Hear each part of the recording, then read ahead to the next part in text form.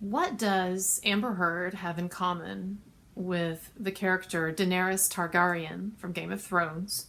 And no, it's not the Jason Momoa connection. Well, a lot of people hated the character arc in that final season of Game of Thrones of Daenerys Targaryen because she had been such an heroic figure.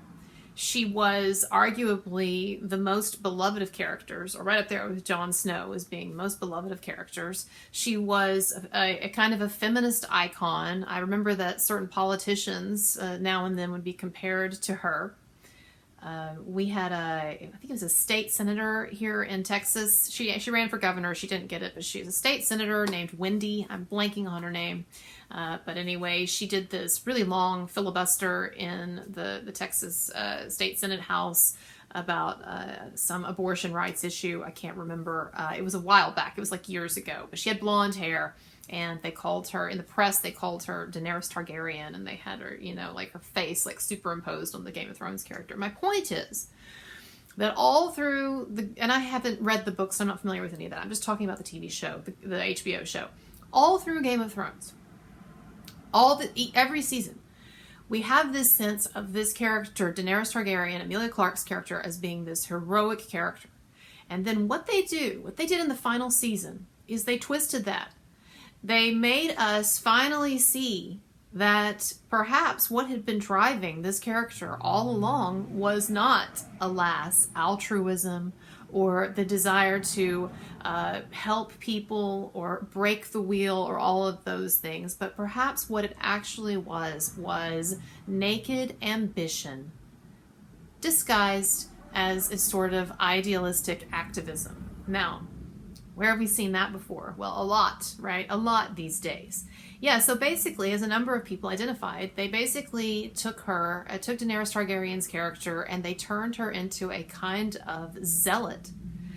And this is really interesting because a lot of people don't recognize the cleverness of what they're doing here in taking a character who is beloved and who is seen as being the epitome of heroism and altruism and all of that, and then suddenly making that person into a monster. And that's what she is at the end, right? Do you remember the end of Game of Thrones, the last season, where she goes too far and suddenly she starts killing people that she doesn't have to kill, and she becomes terrifying. She starts grabbing more and more power. She says that she won't rest until she's basically cleansed the earth of evildoers. Like, she turns into a kind of authoritarian monster, frankly, not too different from Stalin or Hitler or any of these other people throughout history.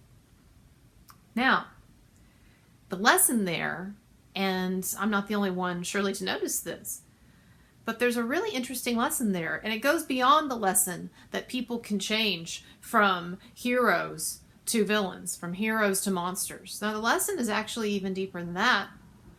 The lesson is that so often in life, we are fooled, we the public, we are fooled by people who we like to think would care about deeper and higher principles and who are motivated by good, but as it turns out, are actually, we see at the end, the veneer comes off and they are motivated, alas, by authoritarianism and ambition and all of these, and narcissism and this sort of zealot messiah complex that I'm here to save the world, which in the end is just narcissism too. And you know that it's narcissism because of the way that it's expressed. It's not expressed in a kind of a selflessness or a selfless desire to help others, but it's expressed through violence, through authoritarianism, and through the very alarming attitudes depicted by that character at the end of Game of Thrones. And so what's really brilliant about it is it gets us, she fools us. She fools the viewers, right? The viewers are fooled by this woman who seems to be a kind of savior figure and a kind of a perfect hero, and who, alas, turns out just to be another Stalin or another Hitler or another Genghis Khan or whatever, right? Narcissistic, merciless zealot, a narcissistic, merciless zealot who is basically ruled by egotistical rather than altruistic drives. And the fact that we are fooled through multiple seasons of Game of Thrones, and I'm not saying they were planning it this way, right? I know they kind of wrote it as they went along, right? But the fact that they allowed us, the narrative allowed us to be fooled for multiple seasons until the end, when we finally see what she is or what she has become, that the lesson there is that this is exactly what happens in life. Every monster was once a hero to someone. When we're talking about the political realm, the political, historical, military realm. And there is time and time again, and you don't just need to look at the big names like Hitler or Stalin. Look at all these other historical examples. When people thought that this person was going to be the savior, that this person was different, or this person actually cares, right? They're not in it for just power, right? They really care. Time and time again. Oh, look at this revolutionary, right? Well, the thing is, even the Beatles said it, right? They say you want a revolution, come on. Basically, that song is like, get the fuck out of here. We don't want to hear that, right? When you go carrying pictures of Chairman Mao, right? Chairman Mao Zedong, the great, or I shouldn't say great, but the very famous communist revolutionary in China who ended up being responsible for millions and millions of deaths. There were a lot of people during the hippie era who thought that he was a great savior, right? Because he was going to equalize things. He was going to help everyone. He was for the common man. Oh, he's just a simple guy. Come on. In the end, so many of these leaders who are heralded and lionized and basically beatified almost as saints at some point, right? They so many times they end up being exposed as these horrible monsters by the end, or becoming these horrible monsters. And what we see is that not always, but so often, what is packaged as altruism or what is packaged as a revolutionary zeal to help others or to end inequality or liberate people or whatever, that all too often, not always, but all too often, it's actually a disguised but very real power grab. And often the very kinds of charismatic personalities that are able to charm people or that are able to inspire people, these turn out to be the same narcissistic personalities that end up killing millions of people and don't blink an eye, right? There was that very famous line by Stalin, I'm sure some of you have heard this, 1 death is a tragedy, 1 million deaths is just a statistic. And that was the very same attitude that Daenerys Targaryen had, right? Very same attitude in Game of Thrones by the end. And whatever we have to do because our idea is right. Now, what on earth does this have to do with Amber Heard? And where am I going with this? So I think that one of the interesting things that we have gotten out of this saga, that has been going on for years and finally came to some kind of the conclusion with this trial, is the degree to which people are willing to make a great, and I'm talking about particularly people in the mainstream media, and particularly as we've seen so many of the activists that we see online, that people are willing to make so many allowances for bad behavior in the name of a higher political agenda. And so what we're seeing in the case of Amber Heard is that because she, like Daenerys Targaryen, she self-appointed herself as a kind of a leader of this movement, for against domestic violence and for women's equality and all of that. And of course, she founded her activism on this sham idea that she had been assaulted and and abused and stuff by Johnny Depp, which wasn't the case. It was a sham foundation. But she set herself up. She appointed herself, much in the manner of a kind of Daenerys Targaryen, as this activist for domestic violence and women's rights and all of that stuff. And because she assigned herself that place in society, and she was given that place too in society, who's giving her the Glamour Woman of the Year award? That she, where we see pictures of her and Michelle Dauber so chummy, comparing their awards or whatever. I don't know. Who was giving her that award? Who was allowing her to speak at that big urban festival, that voter registration drive for Michelle Dauber's organization? She was up there with Bridget Moynihan. She could barely get her words out. She was so messed up. She was so drunk.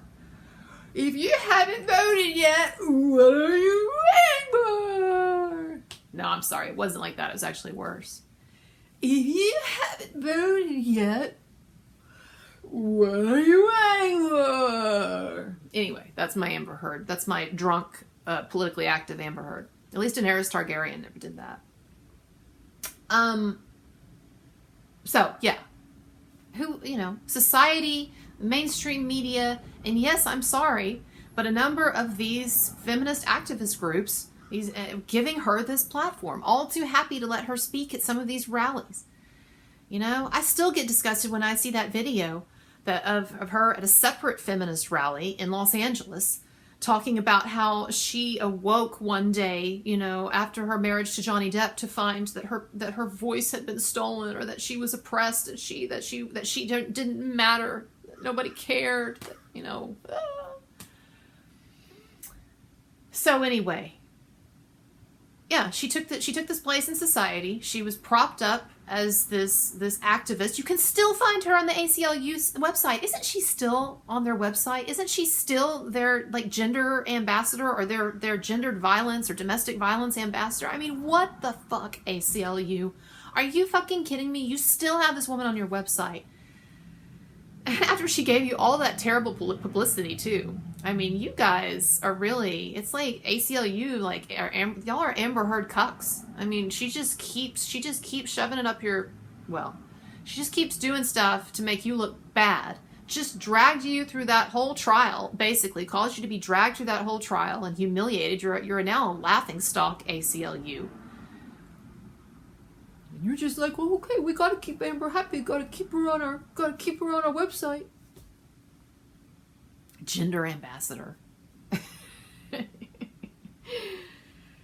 So yeah, she was propped up like some kind of modern day Daenerys Targaryen and celebrated, and the media chose sides very early on, and the political establishment chose sides very early on, and a lot of people chose sides very early on, and then when it turned out that they were wrong, they ran from the truth as long as they could. They avoided as long as they could. They were like Jon Snow, who keeps saying to himself, well, I don't know what to do. I mean, I love her. I know she's gone crazy. I know she's like killing all these people. What do I do? Well, at the end, you got to deal with her, right? And of course, I'm talking metaphorically, right? And in the end, the way that Johnny Depp had to deal with Amber Heard is that he had to take her to trial. But the media is still clinging on to this fantasy, right? They're like Jon Snow, they can't see past their love. I mean, what is it that Gia supposedly said, in her assessment to House and Habit, that Amber Heard just has this way of transfixing people and enamoring them and making them do things for her? Highly manipulative. Well, she manipulated the entire mainstream media, so I guess so. And so the point that I'm making is that because, and we know this, because the Me Too movement, because it has become so important, and because for a while you just couldn't challenge it, honestly, Amber Heard took advantage of that, and she slipped in and she made up all of this BS about Johnny Depp to try to get leverage over him in the divorce, and also to try to push this image of her as this aggrieved victim of domestic violence who now needs to rise up and be this, from the ashes, like Daenerys Targaryen, and surviving the fire, and now she's the Dragon Queen and all of that. And the problem is that narrative was built on a bunch of lies. And it soured.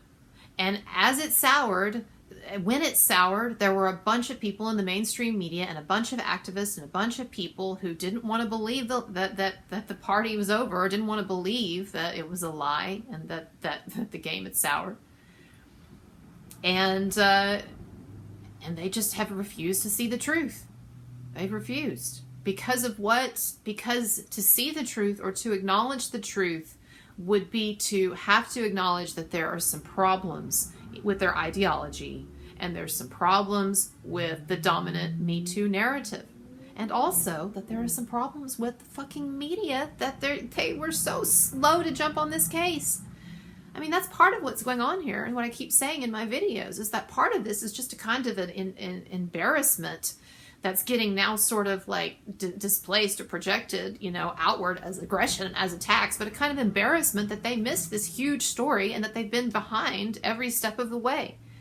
And so now, yeah, of course, they don't want to admit that they were scooped. What they want to say is that we all got it wrong. We're the ones who are living in some sort of delusional fantasy world, right? We're the ones who haven't awakened to the truth. I saw one of Amber Heard's friends, Brandon McCullough, posted on his Instagram a picture of Amber, and he said, "Now that the hit job against my friend Amber is dying down, or is going away, or is being exposed," whatever he said, I'd like for y'all to take a moment and meet my cool friend Amber. Yeah, well, we've met her, okay? In fact, I know Amber a lot better than I would like to, because I have heard her wasted, trashing Johnny Depp, screaming crazy shit. So I actually know her better than I would like. And I know her so well that I have an image of her turd in my head, because I had to see that in the trial because she shat on Johnny Depp's bed. That's about as intimate. Knowing what Amber Heard's turds look like is about as intimate as I care to be. And it's not a lot of fun, let me tell you. And I want to say one other thing, and this isn't really to do with Amber Heard, but it's to do with the point that I was making about Game of Thrones and why I think that twist with Daenerys Targaryen is really actually very interesting and very sort of insightful about reality, right? About the way that people who appear to be heroes, or may even initially start their political careers or their military careers in a heroic way, so often end up being unmasked as narcissistic, as deeply narcissistic, even pathological personalities, right? Not always, but so often. And we've seen so many historical examples, like I've said.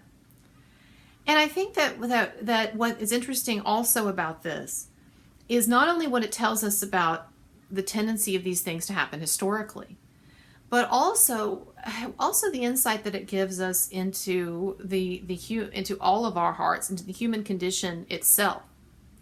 And, there's this famous line by Solzhenitsyn, and some of you probably heard it or read it, and I know that, for instance, Jordan Peterson likes to quote it a lot. But the quote is something like this, that the line between good and evil runs through every human heart. And I think that one of the trickiest things in life, and this is something that I frequently strive to untangle in my own psyche, is the degree to which the things that we think that we are doing for selfless reasons, or that we think that we are doing for some higher cause, often those things are an extension of narcissism, of our own narcissism. And that's actually not something that we should be ashamed of or whatever, because that's the nature of being human beings, right?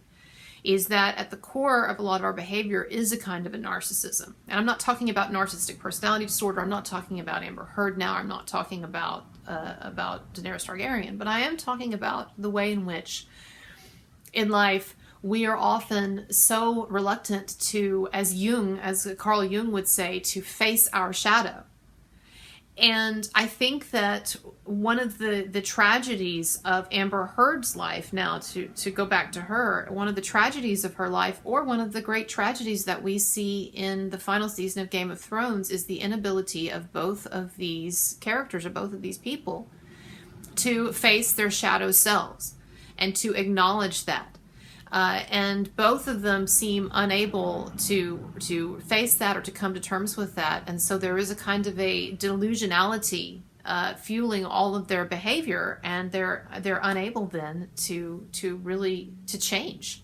And so their fate is tragic, right? We know what happens to Daenerys Targaryen at the end of Game of Thrones, and we know, what has happened to Amber Heard so far, barring some unforeseen comeback. But the lesson is a lot deeper. As I said, it's for each of us. And one of the most uncomfortable things in life is to spend so much time looking at the flaws in other people, only to discover in horror that you share those very same flaws to some degree in yourself as well. And that line, I'm so often surprised by how often that line between good and evil that runs through every human heart, how often we all have to wage a battle with ourselves at times, and not just between good and evil, right? And that's the thing, good and evil often is too simplistic. Sure, it's easy to look at Amber Heard and to say, okay, she did a lot of bad shit. That's a lot of evil shit that she did, right? Or to look at someone like Joseph Stalin or Adolf Hitler, or to look at what Daenerys Targaryen became in the end when she's like, kill them all, basically, right? It's easy to look at that and see the monster, or to see the problem, especially when it's in good terms of good and evil. But what happens when the decisions that you face in life aren't a simple matter of good and evil, right? And I'm not talking about Amber Heard or Daenerys Targaryen now. I'm just talking about the fact that every single day, one half of us asks the other half of us multiple questions all throughout the day. Do you want to do this? Do you want to do this? Oh, I want to do this, but I should probably do this, right?